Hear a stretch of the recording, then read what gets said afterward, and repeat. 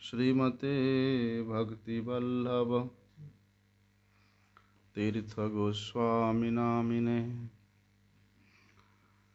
गुरवे गौरचंद्राय राधिकाय तदालये कृष्णाय कृष्णभक्ताय तद्भक्ताय नमो नमः। वाञ्छाकल्पतरुर्भ्यश्च कृपासिन्धुभ्यैव च पतितानां पावनेभ्यो वैष्णवेभ्यो नमो नमः। पतितपावन परम करुणामय परम आराध्यतम गुरुपाद पद्म नित्यलीला प्रविष्ट विष्णुपाद परमहंस शिला भक्ति वल्लभ तीर्थ गोस्वामी गुरु महाराज जी के श्री अभय चरण कमल में अनंत कोटि साष्टांग दंडवत प्रणाम करते हुए उनकी अहेतु की कृपा प्रार्थना करता हूँ। परम आराध्यतम शिक्षा गुरुपाद पद्म नित्यलीला प्रविष्ट विष्णुपाद परमहंस शिला भक्ति विज्ञान भारती गोस्वामी महाराज जी के चरण कमल में अनंत कोटि साष्टांग दंडवत प्रणाम करते हुए उनकी अहेतु की कृपा प्रार्थना करता हूँ।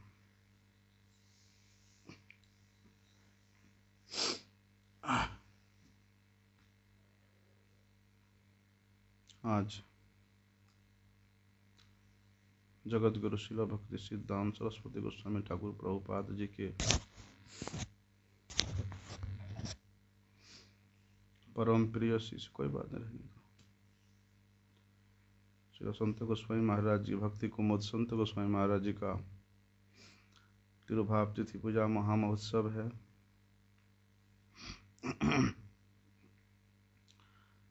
श्री संत गोस्वामी महाराज जी अपने दैनंदिन नियम निष्ठा में जिस प्रकार से सशक्त थे, उसी प्रकार गौड़ीय सिद्धांत में, गौड़ीय धारा में उतना ही अधिक गांभीर्यतापूर्वक ये शिक्षा भी प्रदान करते थे। श्री संत गोस्वामी महाराज जी, उनको यदि कभी किसी सभा में भाग लेना होता या उत्सव का आयोजन करना होता या किसी सभा में सभापति के रूप में दायित्व संभालना होता, तो प्रत्येक कार्य में वे अपने समय को परिपूर्ण रूप से देखते थे, अर्थात अत्यंत समयनिष्ठ थे।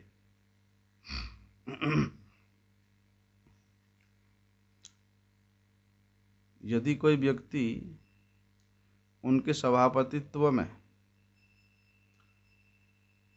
जिस प्रकार से कोई प्रत्येक वक्ता का समय निर्धारण होता है, यदि कोई वक्ता निर्धारित समय से अधिक समय तक वे वक्तृता देता है, तो शिला महाराज जी साथ साथ उसको टोकते थे, साथ साथ उसके वक्तृता को रोक देते थे। यदि वे कथा करने वाला व्यक्ति शिला महाराज जी से ज्येष्ठ होता, तो शिला महाराज जी बड़े नम्रता पूर्वक और उतना ही दृढ़ता पूर्वक उनको कथा शेष करने के लिए प्रार्थना करते थे। लेकिन यदि कोई उनसे कनिष्ठ भक्त कथा परिवेशन करता, तो शिला महाराज जी उठ के जा कर के उसको कान के पकड़ के बैठने का आदेश देते थे। मतलब शिला संत गोस्वामी महाराज जी वे थोड़ा सा भी, किंचित मात्र भी जो अशिष्टता है उसको वे नहीं सहन करते थे। जिस प्रकार उनके संपूर्ण जीवन श्रील प्रभुपाद और श्रील प्रभुपाद जी के गणों के मध्य में व्यतीत हुआ है और प्रभुपाद जी के आचरित और प्रचारित नियम निष्ठा में, शिष्टता में जिस प्रकार से परिपूर्णता था, श्रील महाराज जी भी उसी प्रकार शिष्टता के साथ मठ का परिचालना, मठवासी का परिचालना, मठ के प्रत्येक सेवा का परिचालना करते थे। यदि सेवा में किसी प्रकार की कोई मठवासी अशिष्टता करता तो साथ साथ स्वयं महाराज पहले उसके कान पकड़ के उसको डांटते थे, फिर उसके हाथ पकड़ के ले जाकर के उसको स्वयं सिखाते थे। ऐसा करना होता है। हरिकथा में यदि कोई ब्रह्मचारी हो, सन्यासी हो, स्त्री हो, कोई भी हो, बालक हो, हरिकथा सुनने को बैठा है और हरिकथा सुनते सुनते और कुछ कर रहा है,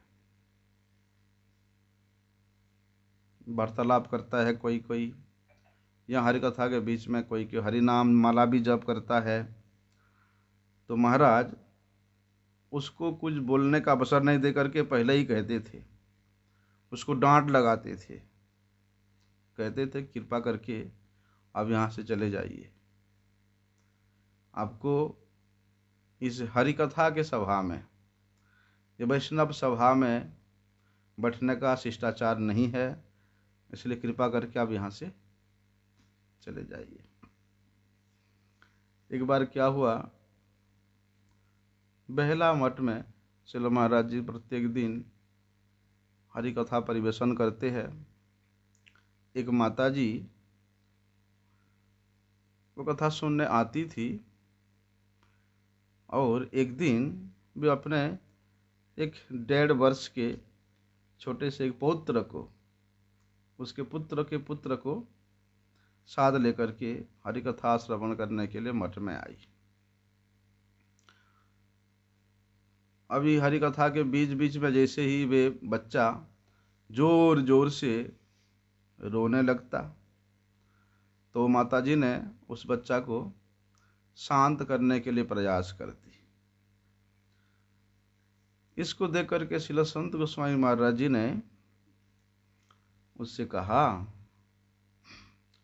कि कृपा करके आप और अधिक समय तक इस सभा में ना रुके। ये सभा केवल हरि कथा का हो, हरि कथा को ही आश्रय देता है।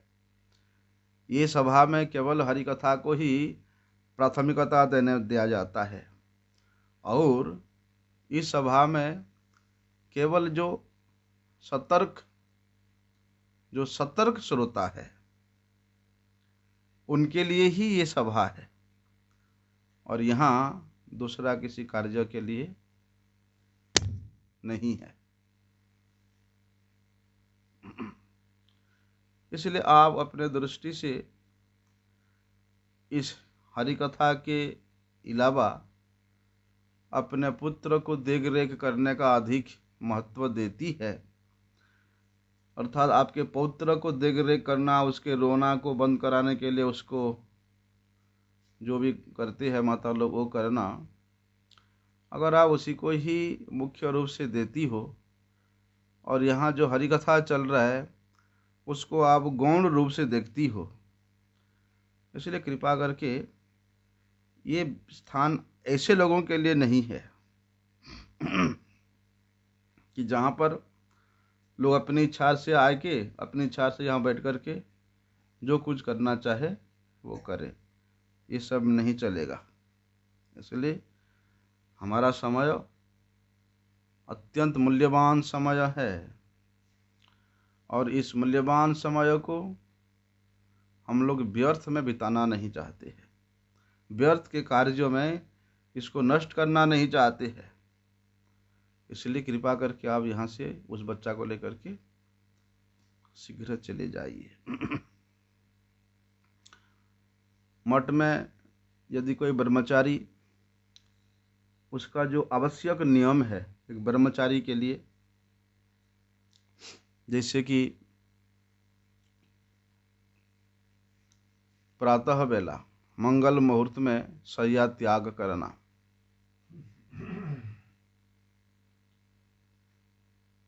उसके बाद स्नानादि क्रिया करके तिलक संध्या वंदन करके मंगल आरती में उपस्थित होना। मंगल आरती के बाद जो प्रातः कीर्तन है, कथा है, उसमें उपस्थित होना। ये मठवासी ब्रह्मचारी का सबसे मुख्य सेवा है। ना ही केवल सेवा, उसका यही परम कर्तव्य है। यदि मठवासी होकर के वे मंगल आरती के समय में शय्या को नहीं त्याग किया तो वे एक मठवासी, एक ब्रह्मचारी के रूप में कभी भी कथित नहीं हो सकता। क्योंकि मठन्ति वसन्ति छात्राः, मठ में उसी लोग ही वास करते हैं जो छात्र है।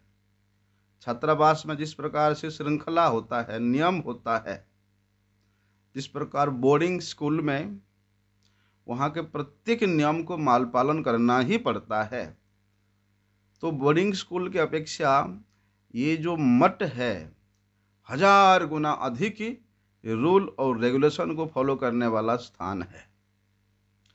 इसलिए मठवासी का ये प्रथम कृत्य है कि वे मंगल मुहूर्त में स्नान आदि क्रिया करके अपने नित्य कर्म करके मंगल आरती में आए।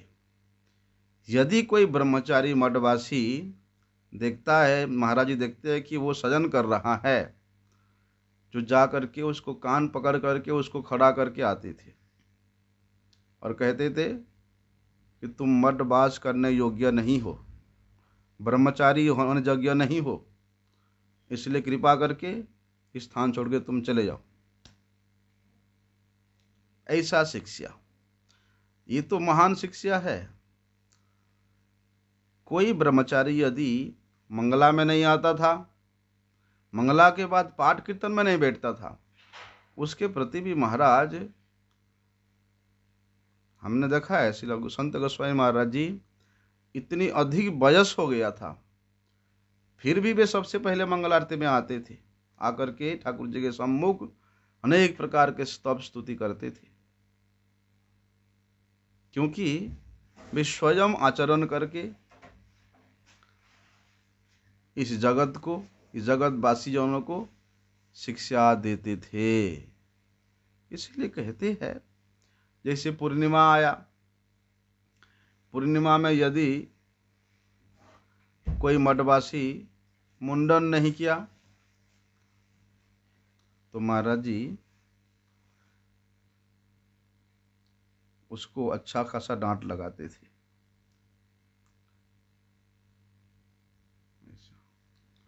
जिस प्रकार से एक साधारण नियम के अनुसार मठवासी महीना में एक बार ख्यार कर्म करता है, वो बीच बीच में ख्यार कर्म करेगा,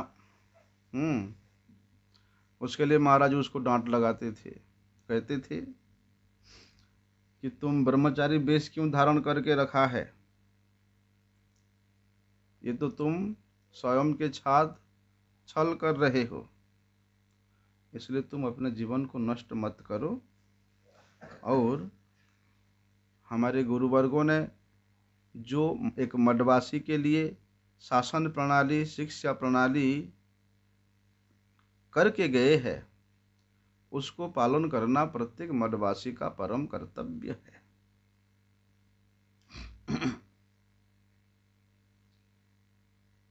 इसलिए आचरण करके ही वास्तव में आचार्य यज्ञ के स्थिति को प्राप्त किया जाता है। अपने आचार्य धर्म सिखामु सवारे, यदि स्वयं आचरण नहीं करोगे तो आप उस शिक्षा को, जिस शिक्षा को आप स्वयं आचरण नहीं करते हो, वो शिक्षा को आप भले ही अपने मुख से मधुर वचन से दूसरे को शिक्षा देने का प्रयास करोगे, लेकिन आचरण विहीन शिक्षा होने के कारण वो शिक्षा दूसरे के हृदय को परिवर्तन नहीं कर सकता है। इसीलिए कहते हैं हमारे गुरु वर्गों ने एक मठवासी के लिए विशेष रूप से जिस प्रकार के शिक्षाओं का शासन का निर्धारण किया है उसको पालन करना पड़ेगा, उसको ग्रहण करना पड़ेगा।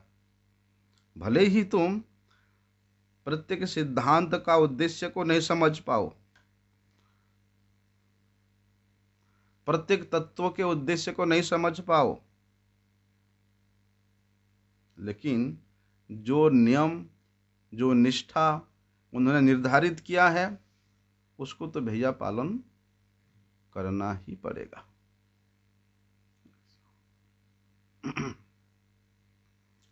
इसलिए श्रील महाराज जी ने अति अल्प शब्द में ही ऐसे ऐसे सिद्धांत को स्थापित करते थे। कहते थे कि एक बार परम पूज्य श्रील संत गोस्वामी महाराज जी वही कलकत्ता मठ में ही बेहला मठ में एक कार्यक्रम का आयोजन किया और वहाँ पर बहुत अतिथियों को निमंत्रण दिया वक्तृता देने के लिए। उसमें श्रील प्रभुपाद जी के अनेक शिष्य भी आए,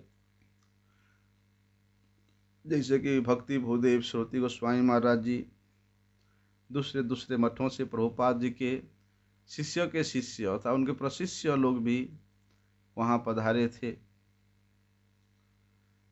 तो उस सभा में एक वृद्ध ब्राह्मण भी विराजमान था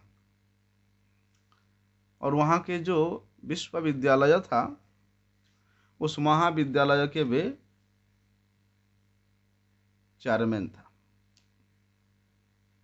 चेयरमैन तो नहीं, उसका प्रिंसिपल था।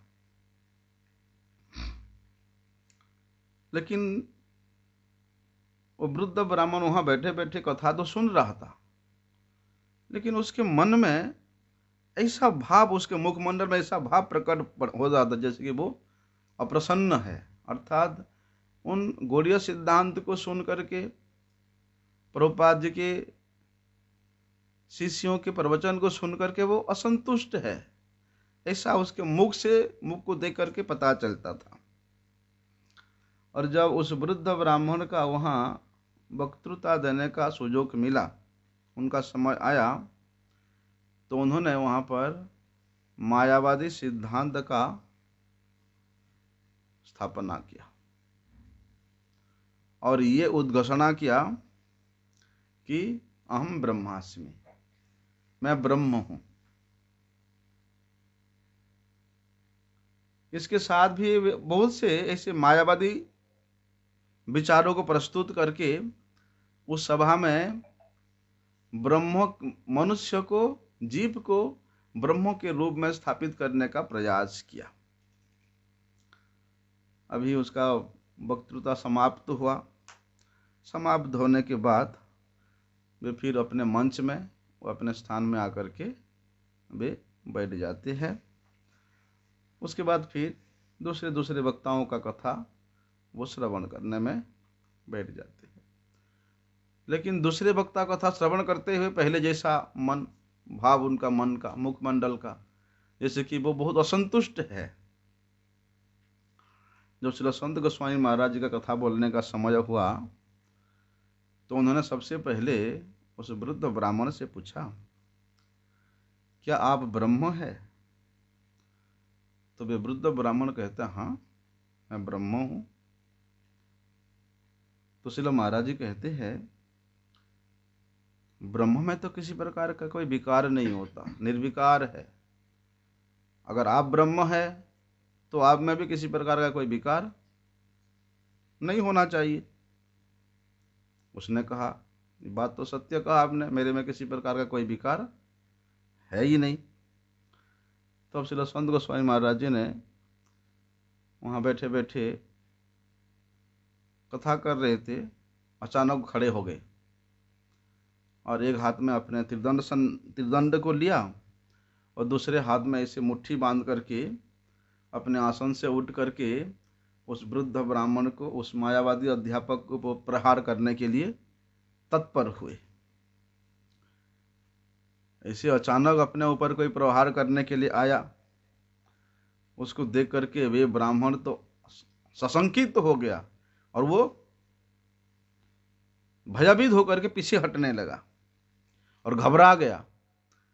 एक बार नहीं, 2 बार नहीं, 3 बार महाराज जी ने इस प्रकार से उस वृद्ध ब्राह्मण को डराने का प्रयास किया और तीनों बार वे भयभीत होकर के पीछे हटता गया।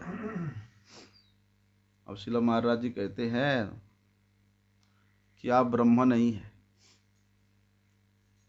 क्योंकि ब्रह्म निर्विकार है, उसमें किसी प्रकार का कोई विकार होता ही नहीं है, कोई प्रतिक्रिया ही नहीं करता।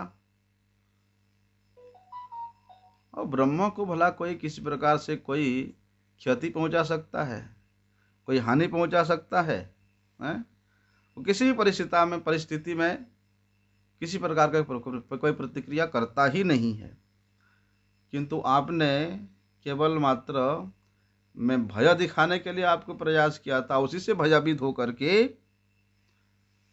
आपने ये सिद्ध कर दिया कि आप जो है ब्रह्म नहीं है। तो देखो, ऐसे कुछ ही शब्दों में श्री संत गोस्वामी महाराज जी ने उस वृद्ध ब्राह्मण के सिद्धांतों का वहाँ असत्य सिद्ध कर दिया। तब उस सभा में जितने भी बच्चों सहित जितने लोग बैठे थे, सब लोगों ने ठहाका लगे, हंसने लगे। तब वृद्ध ब्राह्मण लज्जित होकर के श्री महाराज जी से क्षमा प्रार्थना करने लगे।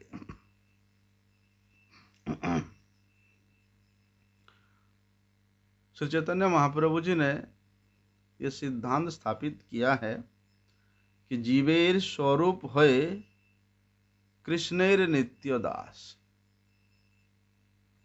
प्रत्येक जीव जो है श्री कृष्ण का दास है। तो इस शिक्षा के संबंध में श्री संत गोस्वामी महाराज जी वर्णन करते हैं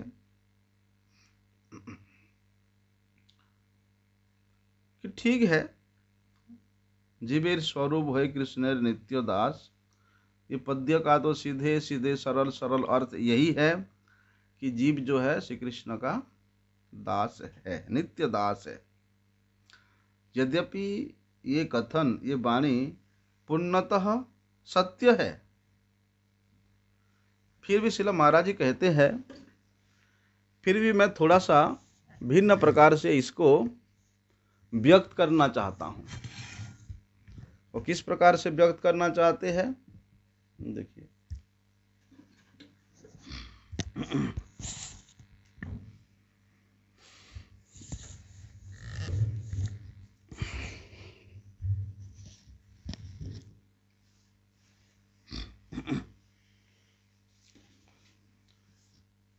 कि जीव होए कृष्णेर नित्य दास, कृष्ण का नित्य दास है। लेकिन कौन सा कृष्ण? उस गोलोक में नित्य लीला करने वाले कृष्ण। तो श्रील महाराज जी कहते हैं कि मैं नहीं समझता हूं कि गोलोक में नित्य लीला में रत कृष्ण के दास है जीव। तो उसके स्थान पर उन्होंने क्या अर्थ किया? बोलते हैं, जो कृष्ण गुरु रूप से इस जगत में प्रकट होते हैं और इस जगत के जीव जिस प्रकार माया के जंजाल में, माया के जाल में फंस करके त्रिताप दग्धीभूत होता है, तो वे गुरु रूपी कृष्ण, वही कृष्ण ही गुरु रूप में, अर्थात गुरु रूपी कृष्ण यहाँ के उस निष्कपट जीवों का उद्धार करते हैं। और वे गुरु ही उस जीव को श्री कृष्ण के पाद पद्म में समर्पित करके उसको श्री कृष्ण के स्नेहमयी सेवा में नियुक्त करते हैं, उसके सेवा का अधिकारी बना लेते हैं। तो श्रील कृष्णदास कविराज गोस्वामी जी ने इस वाणी को किस प्रकार से पुष्ट किया कि गुरु रूपे कृष्ण कृपा करेन भक्त गणे, अर्थात गुरु रूप से श्री कृष्ण भक्तों को कृपा करते हैं।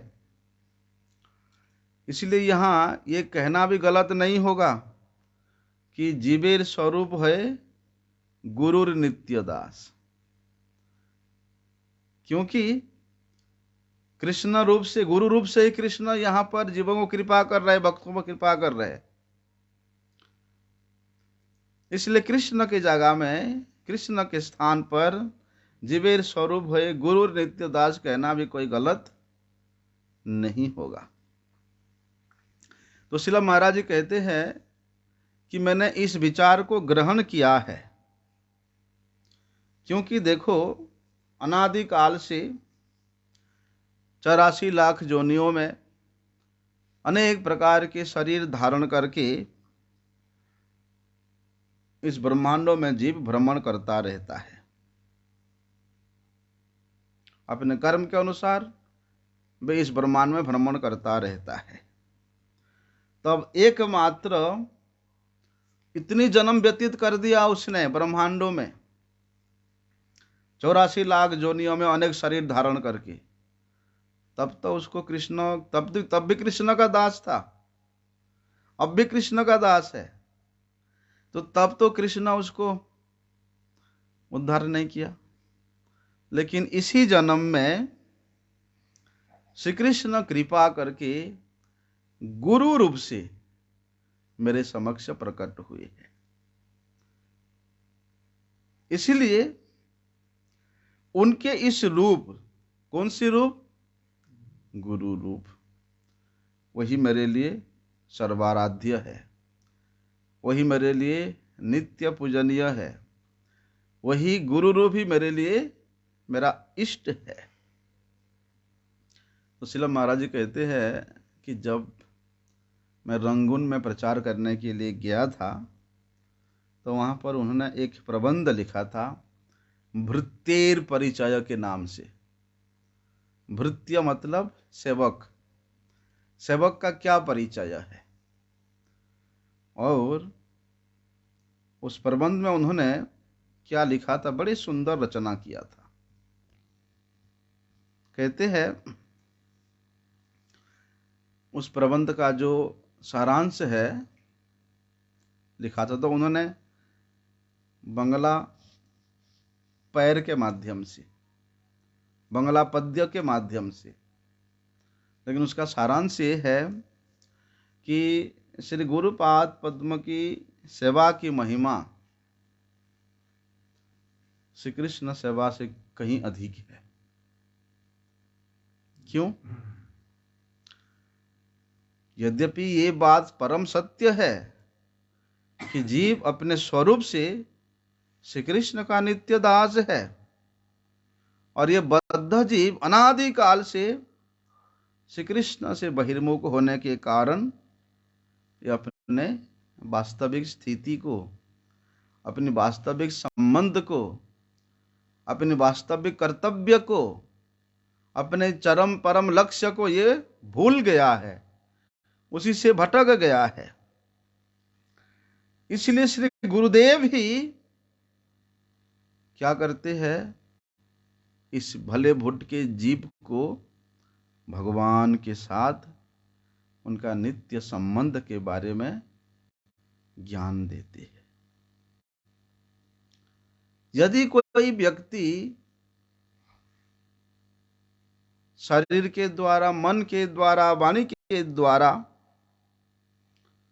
उन गुरुदेव के सेवा में नियुक्त रहता है, या अपने प्रत्येक इंद्रियों को और प्रत्येक क्षण श्री गुरुपाद पद्म के चरण सेवा में लगा के रखता है, तो कहते हैं तो वे साधक गुरु देवतात्मा बन जाता है। अर्थात वो गुरु के हृदय के प्रत्येक स्पंदन को अनुभव कर सकता है। गुरुदेव उसके प्रति ऐसे कृपा का संचारित करते हैं कि गुरु कृपा से शास्त्रों के सभी मर्मार्थ को वो जान लेता है। लेकिन प्राणेर अर्थे धिया वाचा, प्राण दे करके प्राणपण रूप से उनका सेवा में लगना पड़ेगा। गुरु रूपे कृष्ण कृपा करेन भक्त गणे। तो देखो, गुरु रूप से श्री कृष्ण भक्तों पर कृपा करते हैं। ये वाणी का जो वास्तविक तात्पर्य है, वे गुरुदेवतात्मा भक्त ही अनुभव कर सकता है। यस्य प्रसादात भगवत प्रसादो, अरे जिसके कृपा से भगवत कृपा प्राप्त हो जाता है, जिसके अप्रसन्नता से भगवान प्रसन्न हो जाते हैं, बोलते ऐसे गुरुपाद पद्म के सेवा में लगने वाला व्यक्ति वास्तव में वे किसका दास है? वे नित्य गोलोक में लीलारत कृष्ण का दास है, या वही कृष्ण गुरु रूप से यहां प्रकट होकर के जो लीला करते उनके दास है? इसका वास्तविक मर्मार्थ वे समझ पाता है। ठीक है, साधन भक्ति की अवस्था में नहीं, लेकिन मुक्त अवस्था में वो अवश्य प्राप्त कर लेता है। क्योंकि भैया, जब जीव स्वरूप सिद्धि अवस्था को प्राप्त करता है, स्वरूप सिद्धि क्या है? कि अपने स्वरूप में स्थित हो जाता है कि मैं भगवान का दास हूं, और दास होने के नाते एक दास का जो कर्तव्य है उसके अलावा और दूसरा कुछ नहीं करना, ना सोचना। ये है स्वरूप सिद्धि अवस्था। तो ऐसी अवस्था में साधक क्या करता है? अपने वास्तविक स्वरूप में अवस्थित हो जाता है।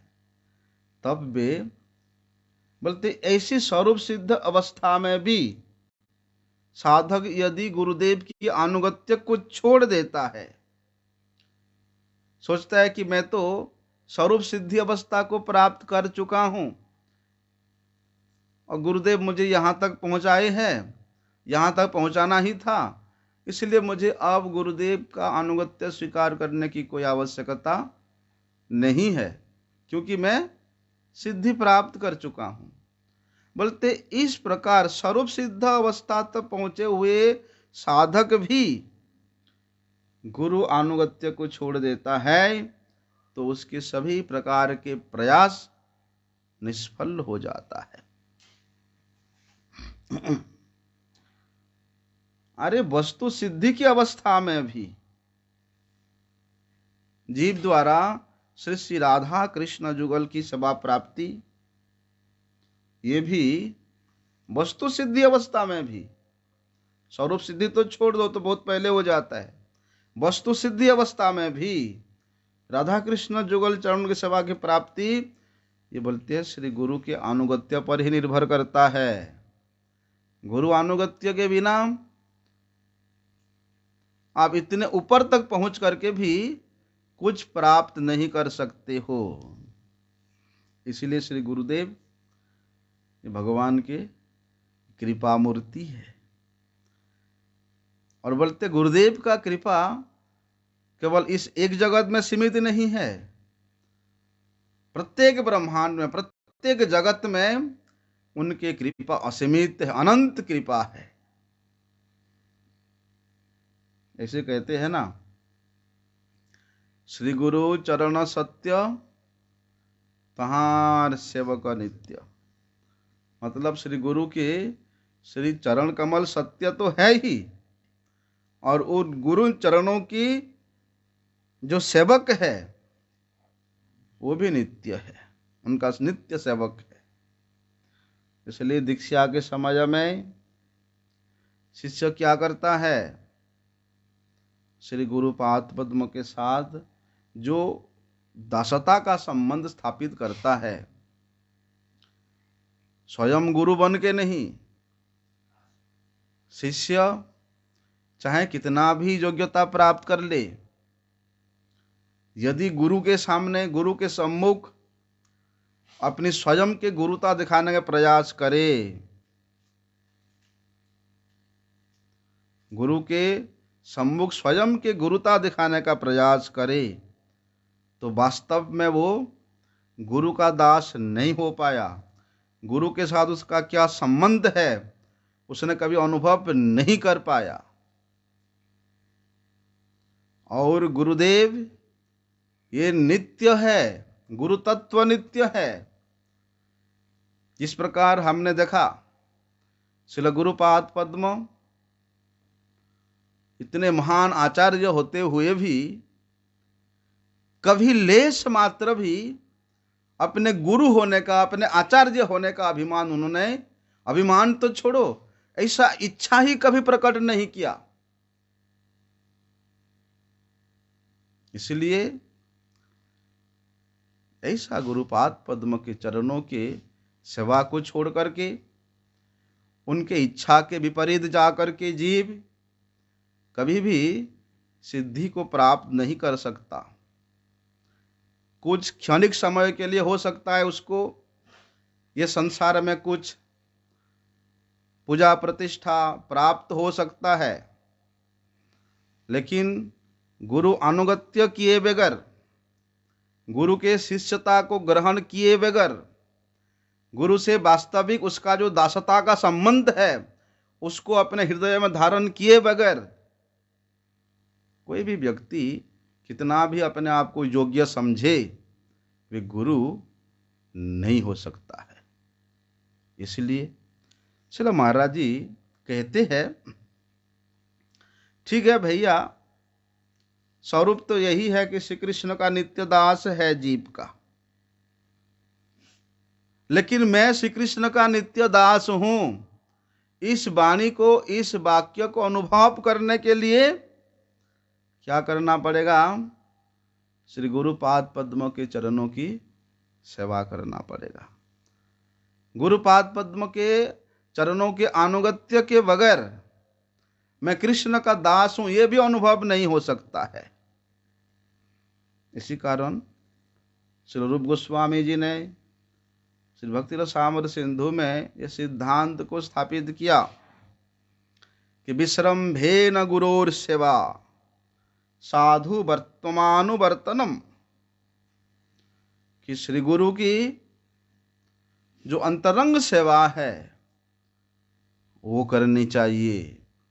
और गुरु की सेवा तभी हो सकती है जब शिष्य बनोगे, अर्थात गुरु नहीं बनोगे, उनके दास्यता को स्वीकार करोगे, हमेशा दास के रूप में रहोगे, हमेशा सेवक के रूप में रहोगे। जिस दिन गुरु बनने का अभिमान किया उस दिन बेड़ा गर्क हो गया। इसलिए हमारे गौड़ीय धारा में, हमारे गौड़ीय परंपरा में विशेष रूप से जब तक यह जगत में श्री गुरुपाद पद्म प्रकट है, तब किसी भी शिष्य को अपने इच्छा के अनुसार शिष्य ग्रहण करने का अधिकार नहीं है। यद्यपि श्री गुरुपाद पद्म शिष्य के मन के भाव को जानने के लिए, उसको गुरु होने का, उसको शिष्य करने के लिए परीक्षा लेते हैं, लेकिन सद शिष्य उस परीक्षा में उत्तीर्ण होने के लिए वे समझ जाता है कि ये तो गुरुपाद पद्म का परीक्षा मात्र है। इसलिए विश्रम्भेन गुरु सेवा बोलते हैं, साधुओं ने जिस मार्ग को दिखलाया है, साधु वर्तमानुवर्तनम, हमारे गौड़ीय परंपरा के महात्माओं ने, गौड़ीय परंपरा के आचार्यों ने, विशेष रूप से जगत गुरु श्रील प्रभुपाद जी, उनके परम प्रिय शिष्य श्रील परम गुरुदेव के परम प्रिय श्रील गुरुदेव, जिस वर्त्म का अनुसरण किए हैं, हम लोगों को भी उस वर्त्म अर्थात उस पद का अनुसरण करना पड़ेगा, नहीं तो हम लोग भी अपने मंगल के पद से विच्युत हो जाएंगे। क्योंकि भैया श्री गुरुदेव भगवान का कृपा मूर्ति है, इसलिए कृपा की दृष्टि से भी देखें, कृपा की दृष्टि से भी देखें तो श्री गुरु और भगवान एक है, क्योंकि वे कृपा के मूर्ति है। ऐसा इसलिए भगवान की तो अनंत शक्तियां हैं, लेकिन उन अनंत शक्तियों में भी उनकी जो प्रधान शक्ति है वो है कृपा शक्ति। और वे कृपा शक्ति कौन है? श्री गुरुदेव, श्री गुरुपाद पद्म प्रधान शक्ति है। इसलिए अन्य जितने भी शक्तियां हैं वे सभी शक्ति ये प्रधान शक्ति कृपा शक्ति के ही अधीन रहते हैं।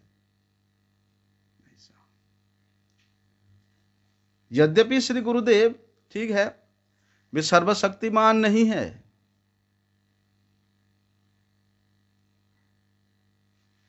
यद्यपि श्री गुरुदेव सर्वशक्तिमान नहीं है, किंतु वे सर्वशक्तिमान भगवान भी जिनके प्रेम के अधीन रहते हैं, जिनके भक्ति की डोर में बंधन को स्वीकार करते हैं,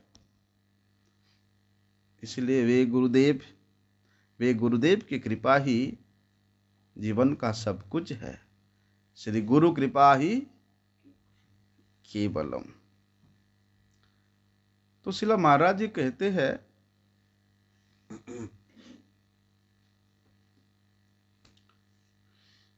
कि इस प्रबंध को उन्होंने वहां रंगून में रचना किया और उसको उन्होंने उनके ज्येष्ठ गुरु भ्राता जो उनके साथ थे शिला भक्ति सुधीर जाचक गोस्वामी महाराज जी को दिया। उन्होंने बड़े प्रसन्नता पूर्वक उस प्रबंध को मायापुर में भेजा और किसी प्रकार वो प्रबंध शिला प्रभुपाद जी के हस्तकमल तक पहुंचा और शिला प्रभुपाद जी ने उसको पढ़ा और पढ़ करके इतना प्रसन्न हुए और उन्होंने श्री परमानंद ब्रह्मचारी शिला भक्ति प्रमोद पुरी गोस्वामी ठाकुर को पढ़ने के लिए दिया और उन्होंने कहा कि राधा रमन शिला गोस्वामी शिला संत गोस्वामी जी का नाम पहले राधा रमन ब्रह्मचारी था, कि राधा रमन ने जो भी लिखा है वो परम सत्य है। लेकिन ये बड़े हर्ष का विषय है कि उसने इतनी अल्प आयु में इस प्रकार के पारमार्थिक दृष्टिकोण को प्राप्त कर लिया है। इसलिए इस प्रबंध में उनका जो उत्तम विचार है, नित्य सत्य सिद्धांत है, ये केवल हम कुछ लोगों के बीच में सीमित नहीं रहना चाहिए, ये सभी पाठकों के पास पहुंचना चाहिए। इसलिए उन्होंने उस प्रबंध को दैनिक नदिया प्रकाश पत्रिका में प्रकाशित होने के लिए निर्देश दिया और बाद में शिला प्रभुपाद जी ने स्वयं अलग से एक पत्र लिख करके श्री राधारमण ब्रह्मचारी को आशीर्वाद दिया। बोलते हैं शिला संत गोस्वामी महाराज जी और शिला प्रभुपाद जी के ऐसे कई अन्य शिष्यगण थे जो महान वैष्णव विभूतियां हैं। वास्तव में उनका जीवन, उनका आचरण, उनका विचार, उनका दृष्टिकोण और उनसे संबंध जितने कुछ भी है, वास्तव में वे सभी जितने कुछ विषय हम लोग उनके विषय में चर्चा करेंगे, उनके विषय में श्रवण करेंगे, उनके महिमा को कीर्तन करेंगे, उतना ही अधिक दिव्याति दिव्य गुण हमें प्राप्त होता रहेगा। और इसमें किसी प्रकार का कोई विस्मित नहीं है कि फलेन फलताम अनुमीयते, कि वृक्ष का पहचान फल से ही हो जाता है।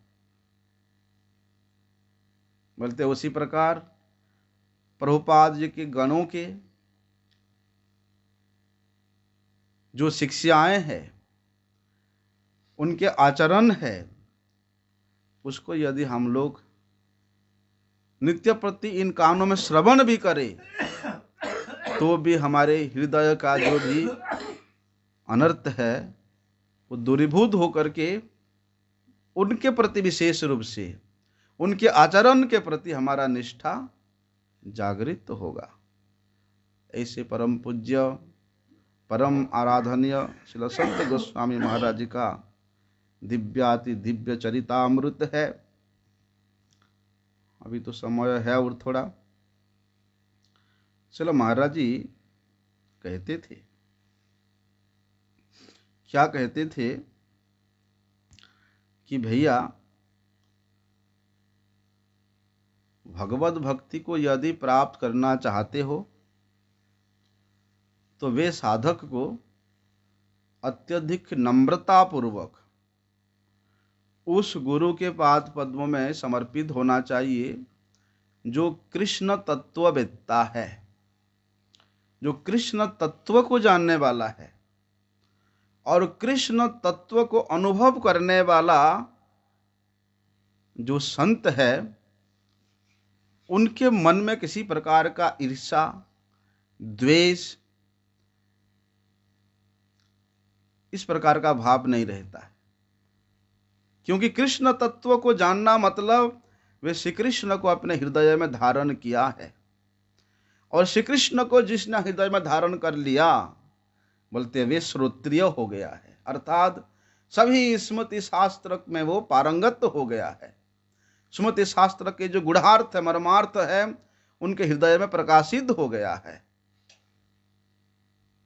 इसलिए इस प्रकार के महात्मा किसी प्रकार त्रिताप से तो दग्धीभूत नहीं होते, और दूसरे के प्रति उनके मन में किसी प्रकार का कोई असूया भाव भी, हिंसा का भाव भी, द्वेष का भाव भी कभी नहीं आ सकता है। इसलिए महाराज जी कहते थे कि ऐसे जो भगवत भक्त है उनके चरणों में भैया नम्रता पूर्वक शरणागत होना पड़ेगा। नम्रता पूर्वक मतलब उपनिषद कहती है कि समित पाणि ही श्रोत्रियम ब्रह्मनिष्ठम। क्या बोलते हैं? दंते तृण करी दाना इव निष्कपटे। इसका मतलब क्या है कि दांत में तिनका लेकर के श्री गुरुपाद पद्मों के चरणों में भिक्षा करना। क्या भिक्षा करना? उनके चरणों में शरणागत होने का। तिनका लेने का मतलब है कि मैं पशु से भी गया बीता हूं, अर्थात अपने सभी प्रकार के मान, सम्मान, पद, पदवी, प्रतिष्ठा, अभिमान को परित्याग करके, मैं ब्राह्मण हूं, क्षत्रिय हूं, वैश्य हूं, शूद्र हूं, मैं राजा हूं, प्रजा हूं, इस प्रकार के वर्ण और धर्म के अभिमान को परित्याग करके समित पाणि श्रोत्रियम, बोलते हैं गुरुपाद पद्म के चरणों में समर्पित होना पड़ेगा। कहते थे श्रील महाराज जी, क्या कहते थे कि भैया देखिए, गुरु तो ये करुणा के सागर है। जिस करुणा के पीछे हम लोग भागते रहते हैं, कृपा करो, कृपा करो, करुणा करो, करुणा करो, वे करुणा के सागर है। और ये जड़ जगत किस प्रकार है? ये जन्म मृत्यु का सागर है। लेकिन ये अपार दुख के सागर को पार करने का एकमात्र उपाय है श्री गुरुपाद पद्म के चरणों में समर्पित होना, शरणागत होना। श्री गुरु का भगवत भक्ति के अतिरिक्त दूसरा कोई कार्य नहीं होता। श्री कृष्ण सेवा के अतिरिक्त उनका दूसरा कोई कार्य नहीं होता। इसलिए अपने गुरु की जो असीम कृपा है, उसी असीम कृपा के बलपूर्वक अप्राकृत जगत के प्रत्येक विषय में वे गुरुदेव प्रवीण होते हैं। फलस्वरूप शरणागत शिष्य को भी उसमें प्रवीण करने के लिए वे हमेशा सशक्त रहते हैं।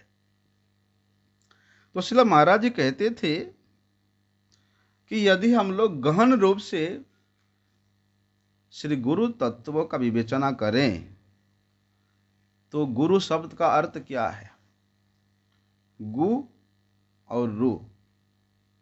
गु का शब्द होता है अंधकार और रु का अर्थ होता है बोलते उस अंधकार को जो नष्ट करता है, दूर करता है, वे गुरु है। इसलिए जब गुरु कृपा हमारे हृदय में संचारित हो जाता है, अथवा गुरु कृपा संचारित हुआ कब हम समझेंगे? जब हम परिपूर्ण रूप से गुरु के दास के रूप में अपने आप को प्रस्तुत करेंगे, अनुभव करेंगे। और दास का कोई अभिमान होता है? हाँ, दास का एक अभिमान होता है कि मैं गुरु का दास हूं, लेकिन इस प्रकार का अभिमान ये सर्वश्रेष्ठ अभिमान है। मैं भगवान का दास हूं, मैं गुरु का दास हूं। लेकिन ये अभिमान करें कि मैं गुरु हूं, मेरे इतना शिष्य है, मेरा इतना व्यवस्था हो गया है, मेरा कोई चिंता नहीं, इस प्रकार का अभिमान वो गुरु पाद पद्म से कोसों दूर ले जाता है। इसलिए स्पष्ट ये है कि भैया जीवों के हृदय में जो अज्ञान रूपी अंधकार है उसको दूर करने में केवल और केवल मात्र श्री गुरुदेव ही समर्थ है। और जो उसको दूर करने में समर्थ नहीं है वे गुरु हो ही नहीं सकता है। इसलिए इस जगत में हम लोग विद्या अर्जन करते हैं। विद्या अर्जन करने का वास्तविक उद्देश्य ही श्री हरि सेवा है। जब उस शिक्षा का वास्तविक उद्देश्य हरि सेवा होगा तब जाकर के उसके शिक्षा आरंभ होगा, उसके शिक्षा की प्रारंभ मात्र होगा है। क्या करते हैं अनेक व्यक्ति है जो शास्त्रों का ज्ञान प्रदर्शन करते हैं, लेकिन उनका ज्ञान वास्तव में सिद्ध नहीं है। ज्ञान अर्जन करने के बाद गुरु सेवा के अतिरिक्त, हरि सेवा के अतिरिक्त और कोई विषय वस्तु के प्रति उनका लेश मात्र भी आसक्ति नहीं रहेगा। इसलिए जो भगवान के सेवा करने के लिए प्रेरित करे वास्तव में वही गुरु है, वही विद्या है, वही श्रेष्ठ विद्या है। इसलिए मठ का मतलब क्या है? जहां पर लोग अपनी संपूर्ण देह को शुद्ध भक्तों की चरण धूलि से अभिषिक्त करके अपने आप को वहां एक सेवक के रूप में, एक छात्र के रूप में प्रस्तुत करते हैं। क्योंकि वास्तव में भक्तों की चरणों की रज से अपने आप को अभिषिक्त करना ही हमारा जीवन का सर्वार्थ साधक है। इसलिए मठ में यहां पारमार्थिक शिक्षक होता है।